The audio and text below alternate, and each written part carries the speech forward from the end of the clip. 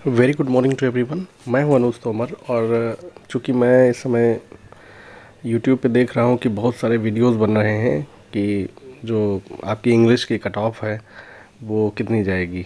बहुत सारे लोग 82 तक बता रहे हैं, कुछ लोग तो 80 भी बता रहे हैं, कुछ लोग 85, 86, 88, 90 और कुछ महान यूट्यूबर्स जो हैं उन्होंने तो 95 भी बता दिया है, 95 तक भी लोग बताए हैं। तो देखिए, मैंने एक एनालिसिस किया है 2016 का, जो 2020 की आपकी वैकेंसी है जो कि 21 में पेपर हुआ है। तो इसमें देखिए एनालिसिस में कुछ डिफरेंसेस हैं, आप समझ लीजिए। कोई भी बात अगर आप करते हैं तो उसका कोई लॉजिक होना चाहिए, ठीक है। तो इसमें देखिए 2016 में आपके 125 क्वेश्चन थे, जो मार्क्स थे पर क्वेश्चन वो थे 3.4। यानी कि अगर एक 425 को आप 125 से डिवाइड करते, ठीक है, तो आपको कितने मार्क्स मिलते? 3.4। रिटन एग्ज़ाम आपका था 425 का, इंटरव्यू था 50 का, और एडिशनल मार्क्स या वेटेज आप कह लीजिए, जैसे एमएड है और पीएचडी का था, है नहीं, तो ये 25 का था, जिसमें बीएड भी था। बीएड के लिए 5 मार्क्स आपको मिलने थे। तो अगर हम यहाँ पे देखिए 87 ही क्वेश्चन मानते हैं जितने पे सिलेक्शन पिछली बार हुआ था, ठीक है, 87 पॉइंट समथिंग पे हुआ था, तो हम राउंड फिगर में 87 लेते हैं। तो 87 इंटू 3.4, 3.4 को अगर हम मल्टीप्लाई करते हैं तो यहाँ पे आता है 296। यानी कि इसको आता तो ऐसे है 295.8, लेकिन इसको राउंड फिगर में ले लेते हैं 296, ठीक है। अब हम बात करेंगे इंटरव्यू। तो इंटरव्यू में एक नॉर्मल जो है, नॉर्मली अगर हम बात करें इंटरव्यू की, तो यहाँ पे 35 मार्क्स लगभग मिलते थे और 5 नंबर आपका बीएड का होता था, जो वेटेज है उससे 5 मार्क्स। तो ये टोटल आपका अगर कैलकुलेशन करेंगे तो ये टोटल हुआ 336। अब 336 कितने में हुआ? 87 क्वेश्चंस में, ठीक है।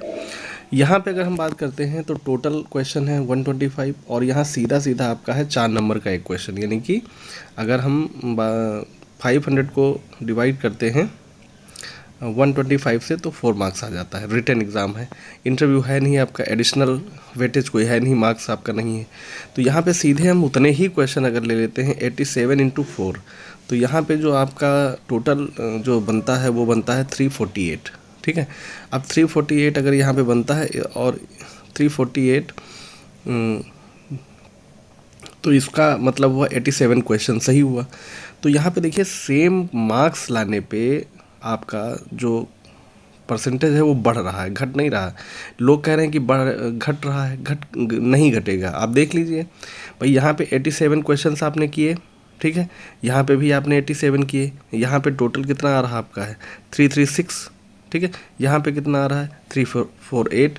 348 का मतलब है 87 क्वेश्चन। तो मेरा ये मानना है कि जैसे मैंने पिछली बार आपको मेरिट बताई थी 90 बताई थी, -2 +2 हमने बताया था, तो इसमें थोड़ा सा आपका सुधार हो सकता है, इसलिए क्योंकि तदर्थ की सीटें आप जुड़नी हैं, नंबर 1।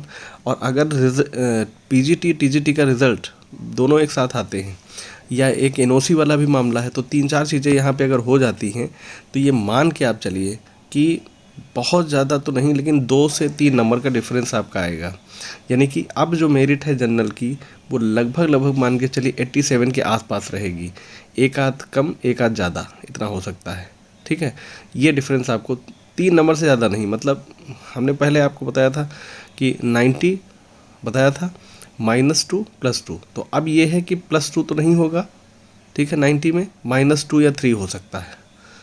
तो जो लोग ये बता रहे हैं कि 80 पे चयन हो जाएगा, तो मुझे नहीं लगता है, बाकी हो जाए तो अच्छी बात है।